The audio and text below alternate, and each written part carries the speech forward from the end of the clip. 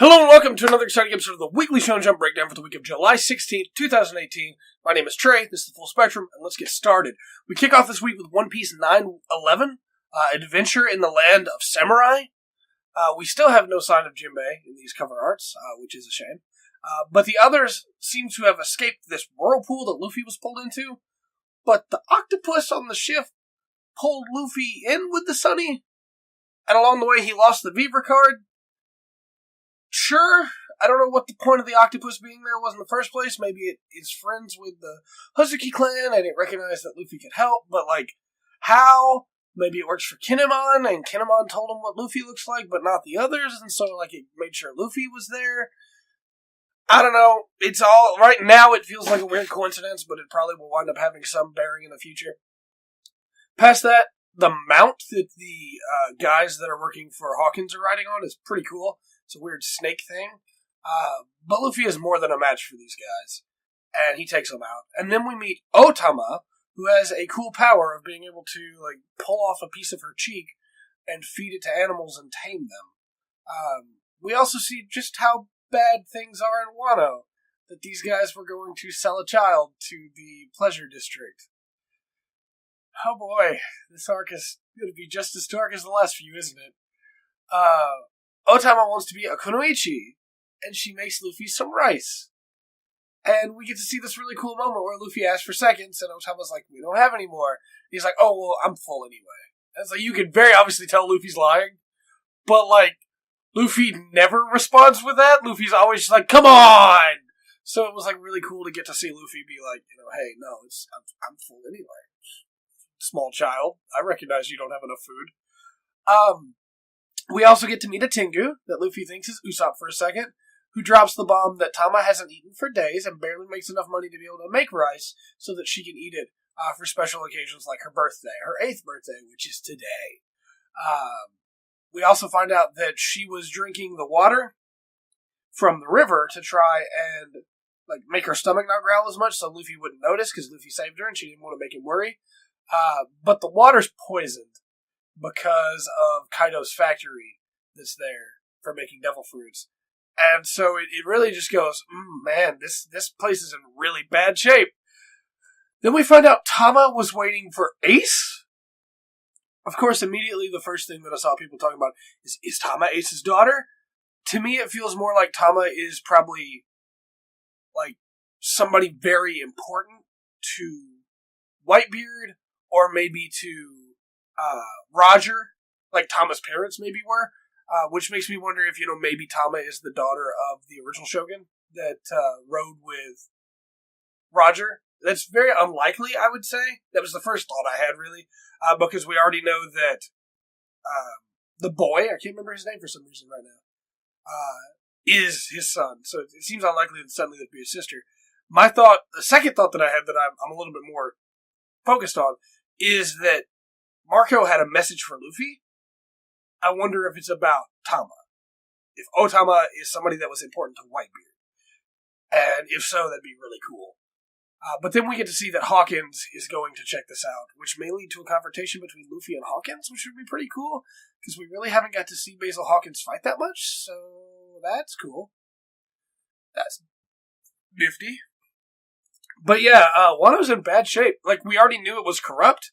I didn't realize it was also, falling apart at the seams. So we'll see how all of that turns out. But after that, we have My Hero Academia 190, his start. High End goes off the deep end and clamps down on Endeavor's arm. And Endeavor calls out to Hawks, who uses the last of his feathers to push them up higher, above the buildings. Shoto calls out to his father, telling him he's watching him, even as the other siblings do the same. And Endeavor tells High End that he is a past or a future that he himself might have been if things had gone differently. Endeavor recognizes that High End in his search for power is very similar to what he could have become. And then, after saying that he's always hated this phrase, he uses plus ultra prominence burn, and it incinerates High End. They fall to Earth like a meteor as everyone watches, including Dabi. It never stands, holding up his right hand in All Might's pose.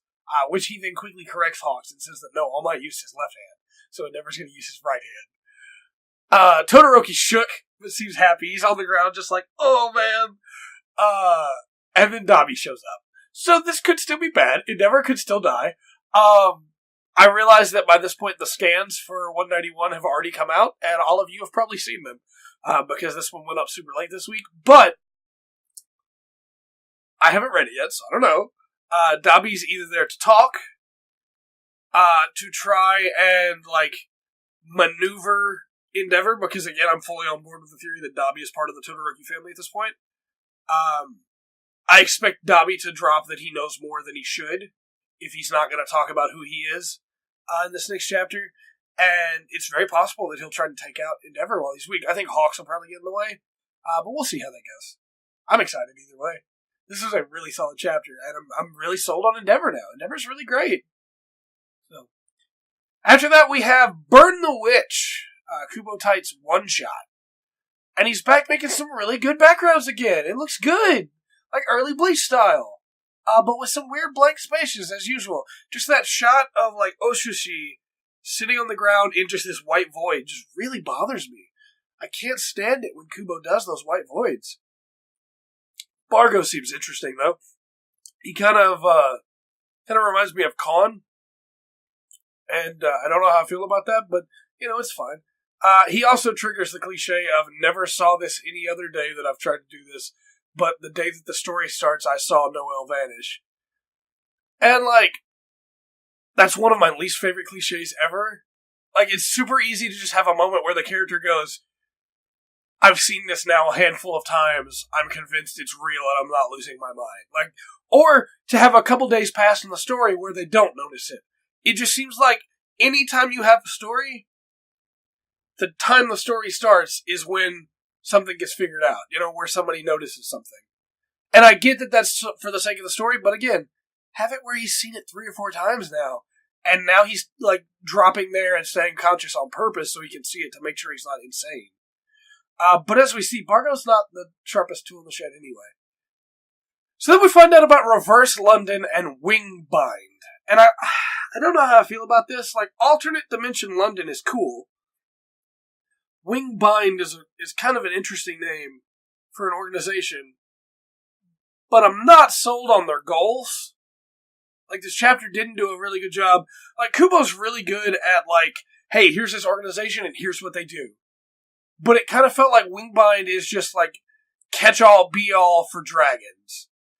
And we get to meet Nini Spangle, who yells a lot, and it's really jarring that we keep jumping from, and I understand why, it's because we have to get to the story with Bargo, but it's really jarring how we go from Nini and Noelle, who have this kind of interesting back and forth. It sells pretty well that they're friends. Back to Bargo about to cry because he didn't get to see Noelle's knickers? Don't you think there's a bigger issue here when you saw her vanish into the ground? But then we get into the really confusing part for me, which is that they use these dragons as resources in Reverse London, but not in Front London?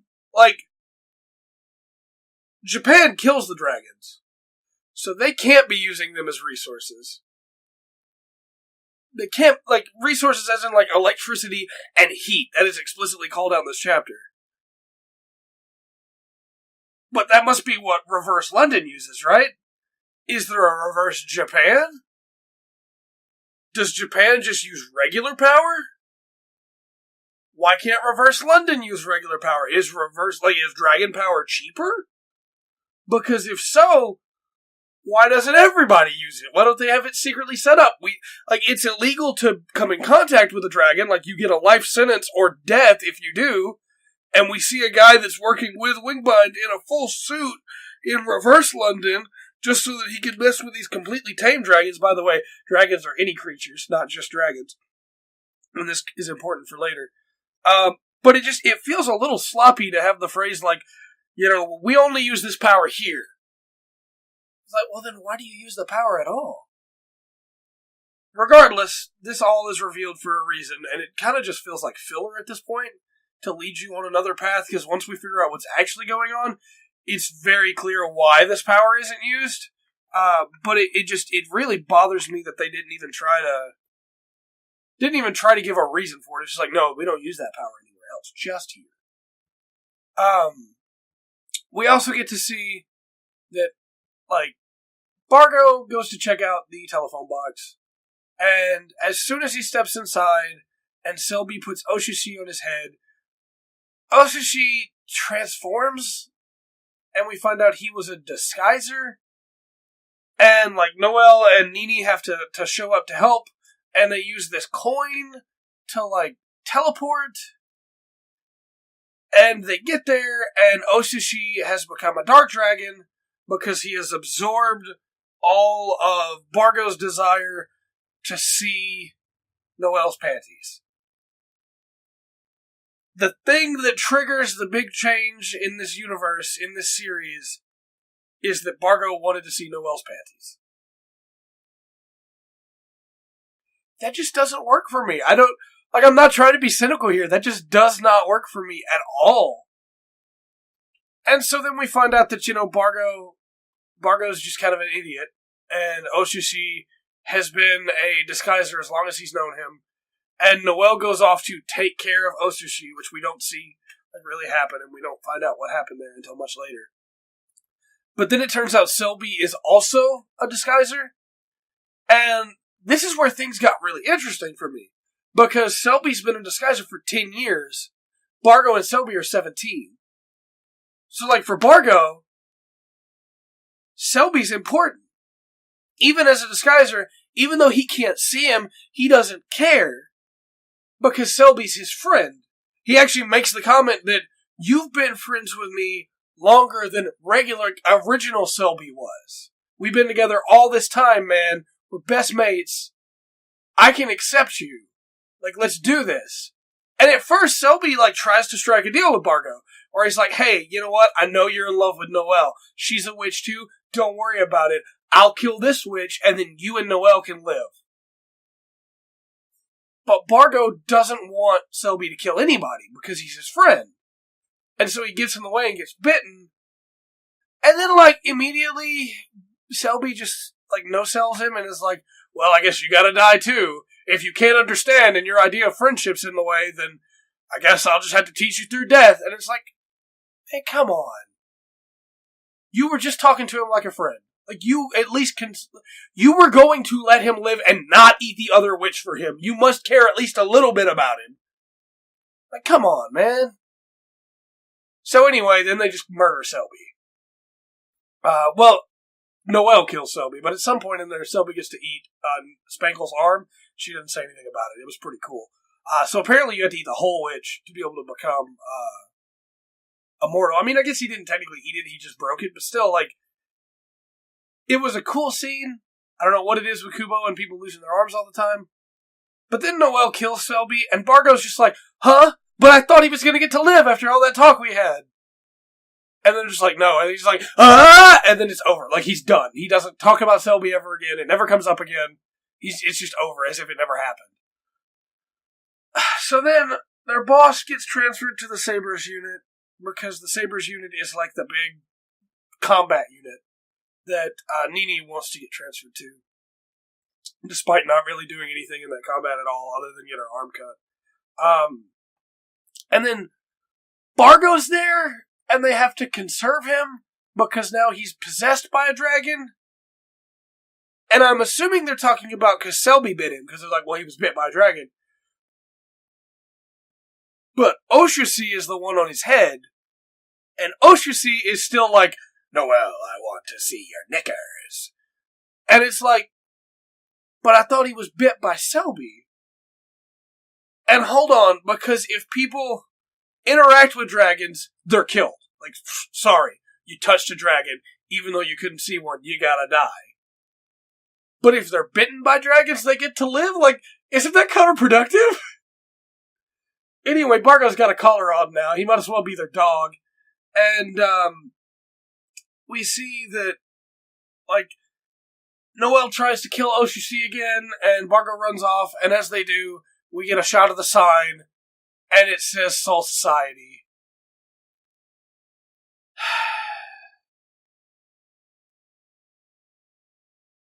I feel so betrayed by this. Like, again, I know I'm being super negative on Burn the Witch, but there were some really cool plot points, and I like the idea of, like, different parts of the world calling hollows different things. Because all it is still, like, dead spirits that are, like, inhabiting bodies. But what was the point of the whole thing about using them as resources, then? If it was just going to turn out they were hollows. These witches clearly aren't Shinigami. They don't have Zanpakuto. They don't have access to anything like that. And I was under the impression that the Soul Society fought for everywhere, not just Japan. I mean, we don't see them going all around the world, but that was my impression. Now we find out that, well, Soul Society is the eastern branch, and this is the western branch. And, like, sure, okay, hollows are dragons over here. Sure, okay, some of them aren't bad, I guess, despite the fact that, like, we were taught that most hollows are bad. I mean, we know that Nell and them weren't. But, like, you can harness their power, that makes sense. I mean, Kurotsuchi was thinking about stuff that he could do with that. But, like, if you can do that, why is the Soul Society that we know, the Gote 13, just killing the hollows? Because, like, they don't seem to have electricity. They have, like, I don't know, it feels really weird to me. And then to have the idea of, like, well, yeah, Bargo's part hollow now. Because he got bitten by a hollow. Like, he's possessed by a hollow, basically. And it's like, okay, well, that's cool.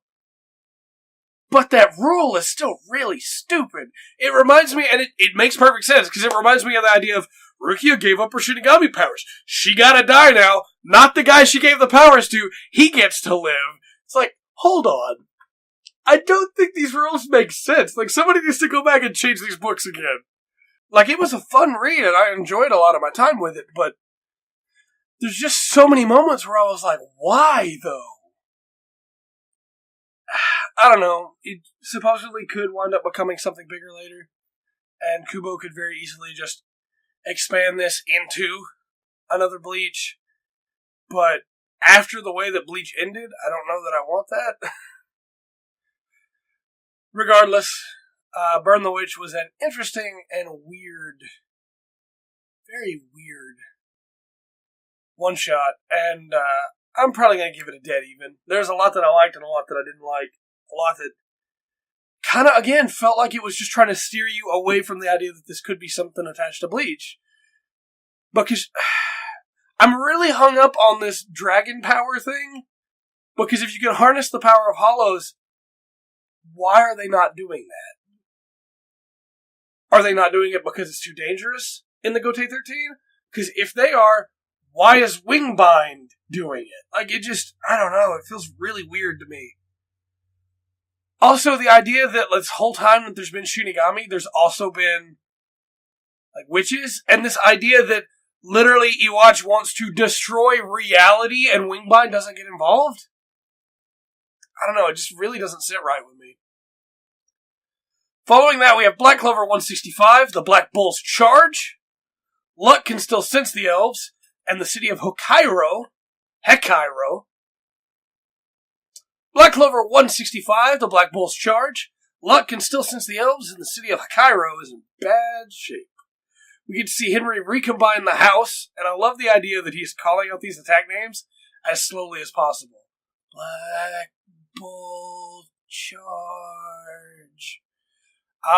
Gray's magic is super useful here, as she is just converting, like, the ice back to water, and the rocks holding people back to dust and sand. Then we see the elves unload on the house, but thanks to Noir, nothing lands. Henry then uses cannons to augment the bull's abilities, allowing Magna, Luck, and Gordon to just hammer the elves with their magic. And we get to see Henry finally get to fight alongside the people that he's been calling family, that have been keeping him alive all this time. It's actually a really cool moment. The elves are furious at this and fire up a big combination spell, but Henry fires Asta, sword first, taking them out. This is a fun chapter. I liked it. It was pretty good. I thought that it was really short, honestly. And, like, sometimes you gotta have short chapters, I guess. But it just felt like it was over just like that. However, it was really fun. I had a lot of fun with it. And I love the idea that Henry is finally getting to fight alongside all these people that have kept him from dying all this time. This family that they didn't even know he was there for them, but now they get to be that family as they go try to rebuild that family, as we talked about last chapter. Real good. Real good. Giving it a thumb up for sure. After that, we had Alice and Taiyo 3, Breaking the Habit. Furious fans are disappointed that he's not going to perform, but Taiyo freezes up when he sees the people, and Alice starts singing to distract everybody and bring Taiyo back. And then he joins in. The crowd is loving it, and even Furia is captivated, as Taiyo is in full form, looking like light signing away someone's life as he drums down the keys. He remarks to himself that this is fun. Furia decides he wants to practice more. Jin decides that he likes them, even if there are some rough patches, and asks if they plan to go pro. And Alice responds with their goal is the Grammys. This finally makes everything click for Taiyo as to what she means by taking over the world with music, because there's never been a Japanese artist that got a Grammy. Afterwards, Alice asks him how he liked it, and he calls out the mistakes they made. Says next time he'll do better. He then officially joins her by taking her hand on the third time it's been offered, and they already have a TV performance scheduled. So this will be the last chapter of Alice and Taiyo that is in Jump, because it was a Jumpstart series, and it was a really fun run. I liked it. I'm probably going to try and keep reading it. I know I say that for every Jumpstart, basically. But it was really good. It was a little slow, but I liked every single time that Taiyo was at the keyboard. The art just went up a level, basically. It went up a notch, and it was really solid. So, this was a fun story, and I'm looking forward to see where it goes. After that, we have We Never Learned 71. However, a predecessor is swayed by a certain X. Asumi and Yuiga wind up pet-sitting. Asumi is good with all kinds of animals, except for rodents. When Hemi the hamster goes down her shirt, Yuiga has to retrieve him. Their touching moment as he holds her close, as she is scared by Hemi, is ruined by Hemi escaping.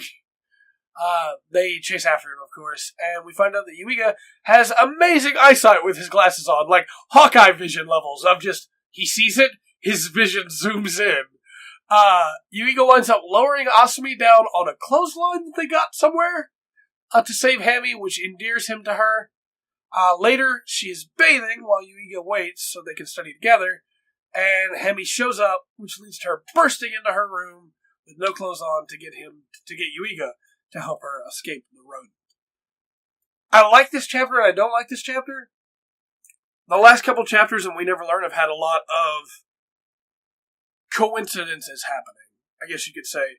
Whereas in like regular times We Never Learn, we can't study, there are setups for things that are going to happen. Like we got the costume setup that led to all the costume mix-ups. We got the guitar setup that led to the guitar mix-up where Furuhashi thought it was Asumi that she had kissed. We get all these different setups that lead to resolutions. And then last chapter with the skeleton, it felt really weird.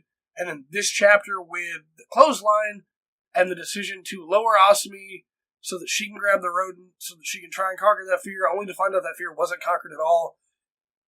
It just felt like there wasn't a lot of setup for that. And I hope that's not the way that this manga is going to go, because I've really loved We Never Learn, and I don't want it to just suddenly be like, pulling things out of nowhere. Like when Gintama does it, Gintama's a comedy like series about random stuff happening.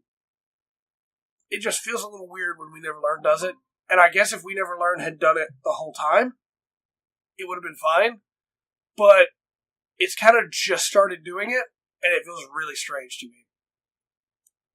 With all that said, though, I mean, this chapter for the most part was fine. I don't understand why Asumi would be taking a bath while Yuiga's in her house. And I also don't, or like especially like right in her room where she's got to come out to that room. And I also don't understand how such a perfect opportunity for the dad to have a comment is completely missed up there. Like, Asumi's dad has been 100% down for their relationship that he thinks they're having. And surely he would have had a comment there if he was home, which means he wasn't home, which is a giant missed opportunity. So, I don't know. It also feels weird that we get to see the lady for pet sitting and then we never see her again. Like, there's not a conversation later where she's like, nothing bad happened, did it? They're like, oh, no, of course not. And she goes, oh. Like, it just feels weird that it's just a really weirdly paced chapter for We Never Learned. So I'm definitely going to give it a thumbs down, unfortunately. It just did not work for me at all. And speaking of did not work for me, oh boy, Food Wars 271, the son of the greatest.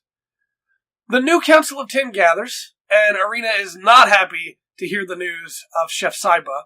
She says that Chef Saiba would never do this, but someone's not so sure. I mean, what if his dad got drunk and decided to just play a prank?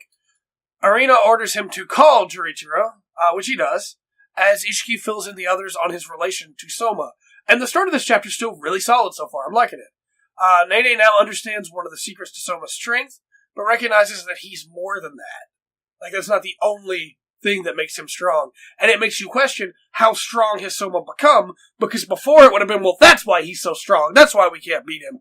But now it's, oh, okay. They have this understanding of Soma's strength that makes him go, oh, that's one aspect, but that's not the whole.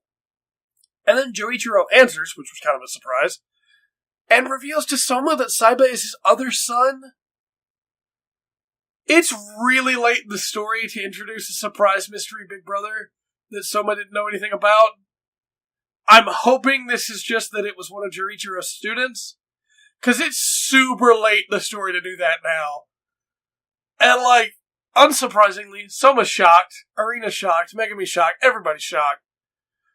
Then Jurichiro puts the phone on speaker to start his bout with Saiba, and he loses 5-0. Man. Like, what is this? Jurichiro is the toughest, like, literally the best chef in the story right now. Soma has fought him 491 times and lost. And some of those times, Saiba, like, Joichiro wasn't even trying. Like, he was trying his crazy dishes. How are you going to introduce a new villain and then immediately have them beat the strongest person we know, who's way stronger than the main character? Like, have him, like, face Shinomiya and beat Shinomiya. And then, like, Soma has to, become Shinomiya level to be able to beat him. Don't have him beat Jorichiro, who is, like, Soma's end goal. And then, like, on top of all this, well, maybe Jorichiro was trying out his weird stuff, and that's why he lost. But if so, then why did he leave him on speakerphone? So that Soma could hear him say, my name's Asahi Saiba. And, like, also, again, shouldn't his name be Saiba Asahi? Because Saiba would be his last name, which just makes it even more confusing. Like, is this just his student? And he's got the same first name as Jorichiro's last name, but then he says he's got to go look for his brother. And, like, maybe, yeah, they're still talking about a student-teacher relationship, but still, why does he beat Joichiro in a 5-0?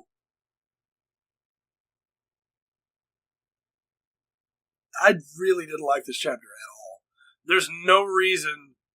This is not how you introduce a villain, and this is not how you introduce a brother character, and it's way too late to do either one of the two things that you did in this story, and I really didn't like it at all.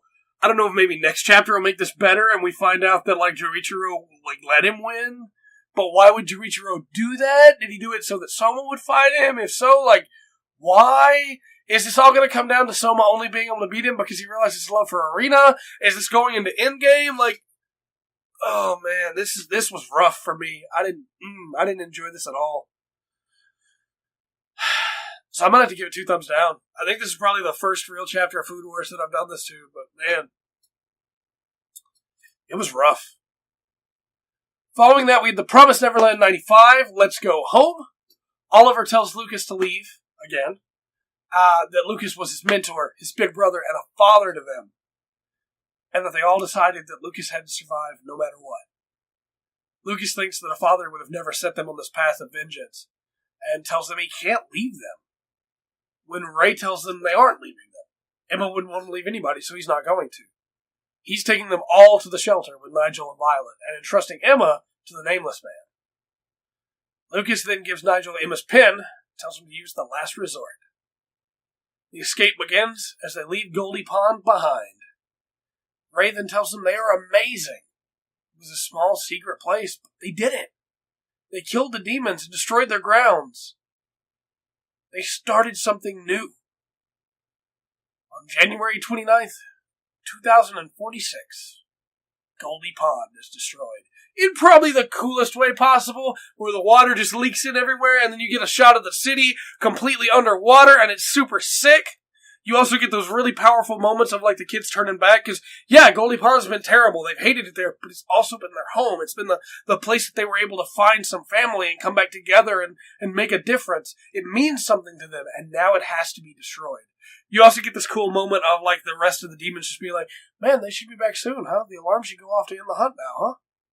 And it's like, yeah, they had no idea. They just got destroyed. But this was a really good chapter. I loved that Ray stepped up to take up for what Emma would want to do. That the Nameless Man is going to run Emma back to the shelter to get her the medicine she needs. And hopefully she wakes up and he tells her his name. That's exactly how I need it to go.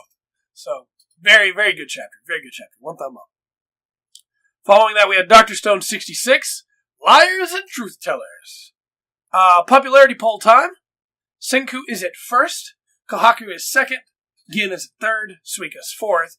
Chrome is fifth. Ruri is sixth. Hyoga is seventh. Byakuya is eighth. Kaseki is ninth. And Taiju managed to keep a hold in the top 10 and is 10th.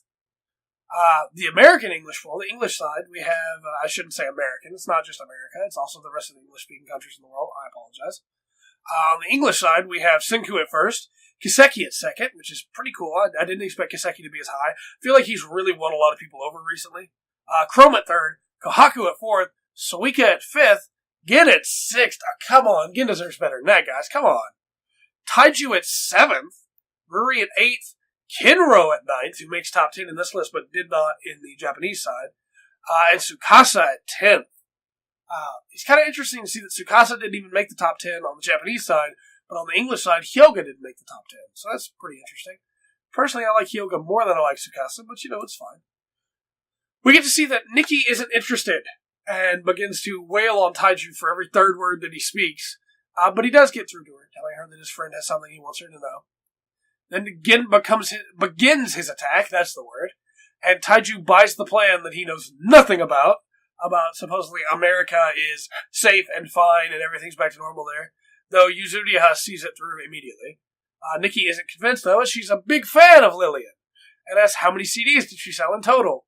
The options are to fool her, to guess, to get angry, or to get it right. Senku does some quick mental math and gets close enough. He gives a number that Gin is able to play with, and that works, but she's still not convinced. She asks for Lillian's 3 measurements, and Senku goes into overdrive trying to guess them. But Nikki sees through it, claiming that Lillian would never tell a fan her real measurements. They then bet it all on science and play the record. Nikki cries, asking if they can bring back more, and Senku tells her no, but that he will preserve that one. Nikki, of course, will protect that record with her life, so she's on board. So now they have the means to get people to the record.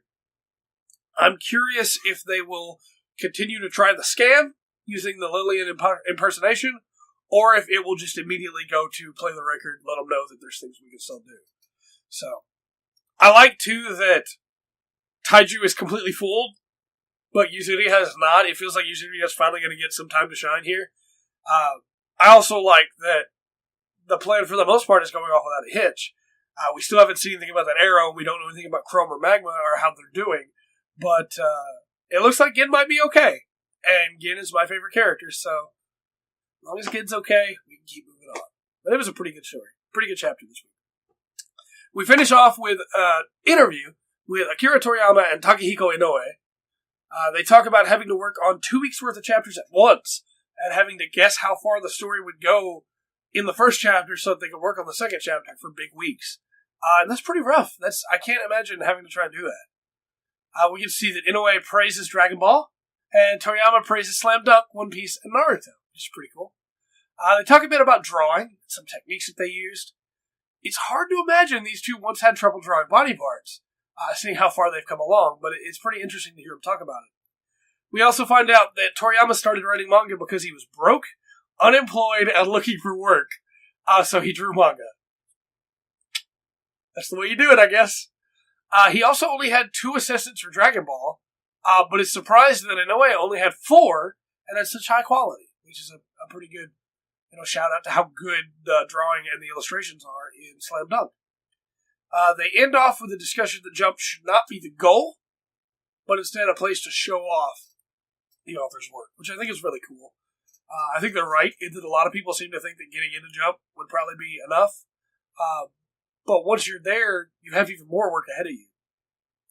So it needs to not be the end goal. It needs to be, where you show off your stuff. And I feel like in the same way, you could look at that with almost any other medium. You could look at that with YouTube, for instance.